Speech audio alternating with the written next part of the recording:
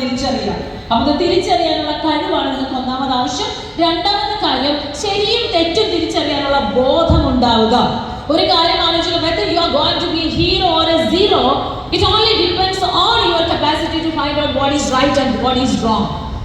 നമുക്ക് നമ്മുടെ കൂടെ നിൽക്കുന്ന ഏതെങ്കിലും ഒരു കുട്ടി അവൻ ഏതെങ്കിലും ഒക്കെ ദുസ്വഭാവങ്ങളുള്ള ഒരാളാണെങ്കിൽ ആ ദുസ്വഭാവത്തിലേക്ക് പിയർ പ്രഷർ കൊണ്ട് നമ്മളെ അടുപ്പിച്ച് കൊണ്ടുവരുമ്പോൾ നമുക്കുണ്ടാവണം ഒരു ഡിസ്ക്രിമിനേറ്റിംഗ് സ്കിൽ. അല്ലാണ്ട് അവൻ വിളിച്ചത് കൊണ്ട് ഞാൻ പോയി, അവൾ വിളിച്ചത് കൊണ്ട് ഞാൻ പോയി എന്നുള്ളതല്ല, മറിച്ച് അത് ശരിയോ തെറ്റോ എന്ന് സ്വന്തമായി ചിന്തിച്ചൊരു ഡിസിഷൻ എടുക്കാനുള്ള കപ്പാസിറ്റി നമുക്ക് ഉണ്ടാവണം. That is the second thing.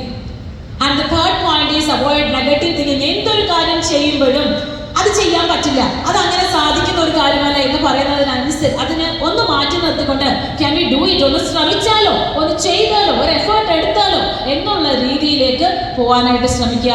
നാലാമത്തെ ഒരു കാര്യം, നമുക്ക് മുമ്പ് നമ്മൾ പോയ വഴിയിൽ, നമ്മൾ ആഗ്രഹിക്കുന്ന വഴിയിലേക്ക് പോയ മനുഷ്യരുണ്ടെങ്കിൽ അവരുടെ ജീവിതത്തെ ഒബ്സർവ് ചെയ്യുക, അതിനെക്കുറിച്ച് മനസ്സിലാക്കുക.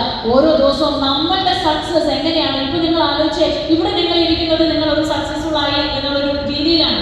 പക്ഷെ നിങ്ങളിൽ എത്ര പേർക്ക് പറയാൻ പറ്റും 4-5 വർഷം കഴിഞ്ഞിട്ട് ഇതുപോലെ നിങ്ങളുടെ കരിയറിൽ സക്സസ് ആയി ഇതുപോലൊരു വേദിയിൽ വന്ന് എനിക്കിരിക്കാൻ സാധിക്കുമെന്നുള്ളത്?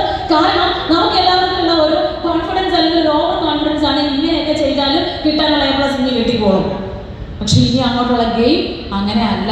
So think always positive. ഞാൻ എന്തൊക്കെ കാര്യങ്ങൾ ചെയ്യാനുണ്ട്. And finally I want to conclude by saying one thing.